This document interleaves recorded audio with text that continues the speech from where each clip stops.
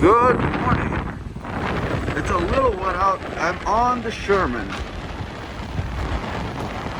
This is standard lens. People brake suddenly right now in the morning, so you don't want to get too close. Better believe that. They pull left into a spot, they pull right into a parking lot. All kinds of shenanigans. How do you all do today, this morning? I hope you're well. Please leave a comment. Please hit that like button. Subscribe, share, all the rest. Thank you for being here. This is a lot of fun.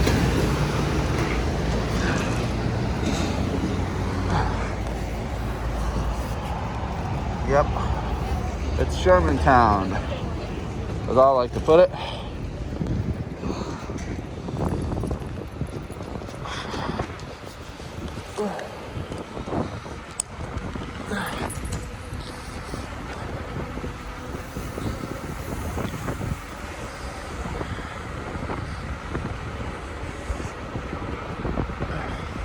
Big shout out to EUC Live, Mr. Live. If you're watching this, speedy recovery. Wish you the best, man. Hang in there. You're the toughest man I know. Keep pushing, keep fighting, Mr. Live. Hope you feel better. You're not feeling great right now. Wheel life is serious life. So all the riders out there, make sure you do your thing. Be careful out there. Everyone be careful. Love you guys.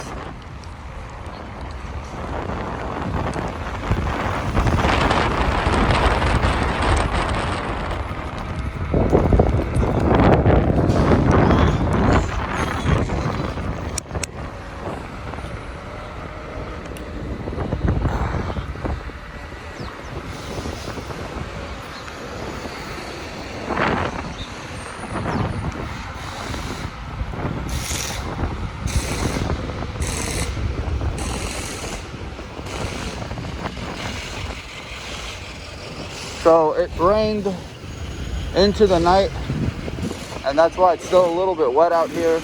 But when I looked out the window, I saw enough dry spots that I can kind of navigate through the wetness and ride in the dry areas.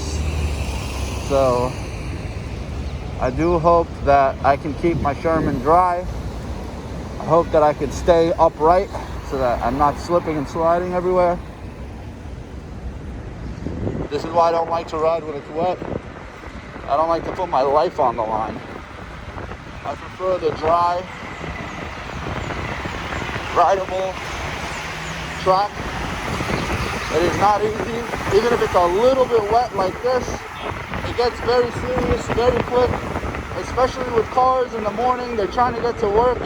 They don't want to see some guy on a wheel holding them up, literally.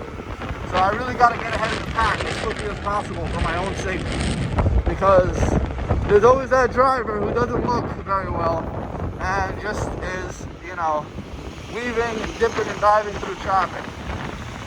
I don't want to get in that guy's way.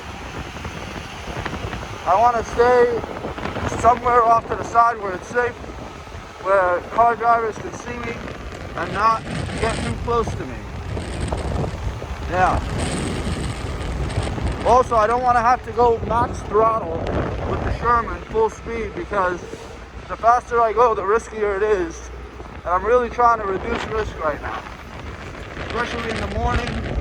I'm still trying to get my bearings. Yeah, it's a lot going on all at once. There's a lot of people, a lot of cars and stuff, a lot of, I would say scooters, but I really haven't seen a lot of scooters out here like I used to. And that might have something to do with people learning that scooters aren't really all that they're cracked out to be. They're very dangerous. Scooters, you don't have a lot of stopping power. I think that's the biggest issue. They're just big, heavy machines that take a lot of power to slow down. And so whenever you get a car in front of you doing what this guy's doing, you really just can't navigate very swiftly. You can't even navigate swiftly enough on a wheel, and the scooter is even harder. That's the truth. Even on a wheel, if somebody stops short, I'm kind of in a tough spot with that. that's really the case, because you can only do so much as far as swerving or stopping suddenly. It's almost like you're at the mercy of your luck. When it comes to cars, trying to swerve around you or stop in front of you suddenly for any reason, you have almost no recourse other than just to be fully armored up and hoping for the best. If, God forbid, a collision were to happen, you really just want to find your way through without making any physical contact with anyone, especially the ground. Actually, I should correct that. The ground is probably your best bet if you are, you know, to be the unfortunate incident where you have to go flying. Hey! Come on, guy. Use your mirror, buddy. Look, and where is he going? He's going left into a lane where there's a parked car.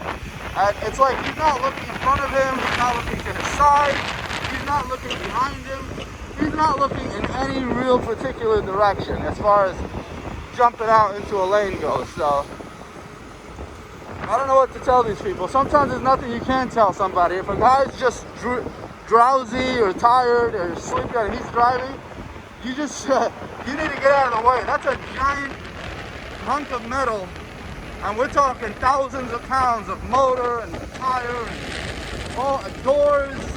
It's just a massive wrecking ball coming in your direction. There's nothing you can do about it. There's no amount of complaining you can do. You really just need to watch out for your own life, because you are flesh and bones and you are no match. Here's a scooter. Yeah, so I think a lot of the scooter guys are wising up to the game and are moving up to electric unicycles, because they realize that having your hands free during the morning commute or during the afternoon commute is just way safer. You can navigate better. You're not relying on every part of your body. You can use your other parts of your body to signal cars and to carry items and to go through your pockets and turn off your phone that's ringing. There's just a lot going on when you're riding, and having your hands available to you can only mean one thing: more options. As far as balance and stopping power and all that, that's another great one. You know, a unicycle is way more maneuverable than a scooter. I know it seems like it's harder and there's a higher learning curve and all that, but at the end of the day, once you get through that and you're about at equal levels with the scooter rider, you are definitely at the advantage. You are the one who possesses the thing that the other guy does not, which is a single point of contact on the ground. 2 points is limited range of motion, limited turning angles and radius. With the 1 point, you're basically infinitely viable. So I'm going to go ahead and give the win to the electric unicycle, aside from the extra 2-month to 2-year learning curve in the beginning. But hey, who's to say a scooter doesn't have a learning curve? I absolutely believe scooters also have a huge learning curve. I've seen these people barreling down the street at high speeds, no helmet, in the middle of cars. It's wet on the ground. These people have no idea what kind of danger they're in, how easy it is to slip. If somebody forces them to slow down all of a sudden, that scooter is going to go, it's going to swerve. The tail's going to come out in front of them. It slides. It's happened to me.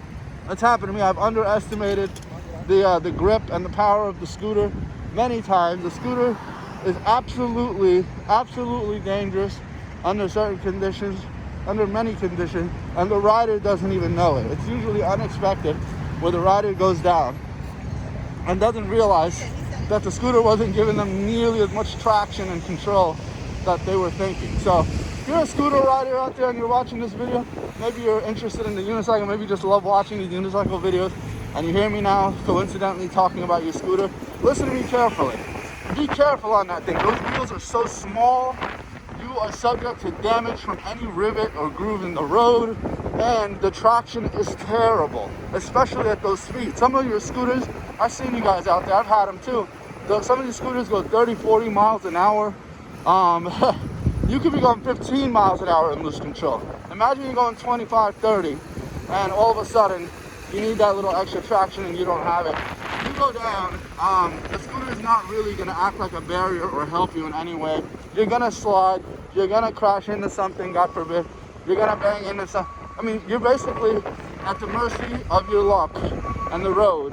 If you do fall off that scooter, you do not want to fall. You want to stay upright. Make sure you ride safely. Be careful out there. Ladies and gentlemen, thank you so much for joining me on this morning commute and rant.